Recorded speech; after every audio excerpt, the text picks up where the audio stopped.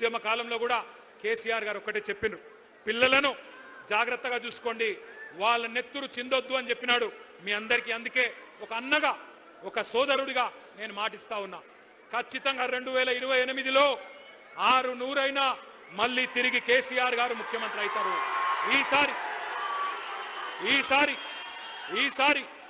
ఈసారి మీ బాధ్యత మీ అన్నగా నేను తీసుకుంటా.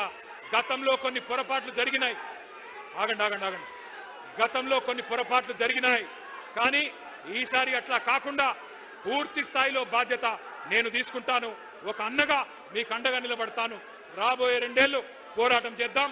ఆ తర్వాత అధికారంలోకి వచ్చినాక జాబ్ క్యాలెండర్తో సహా మీరు కోరుకున్న విధంగా నోటిఫికేషన్లు, మీరు కోరుకున్న పారదర్శకంగా మీ భవిష్యత్తుకు ఒక సోదరుడుగా నేను అండగా ఉంటానని చెప్పి బాధ్యతగా విజ్ఞప్తి చేస్తూ పేరు పేరున మీకు నమస్కారం తెలియజేస్తూ జై తెలంగాణ.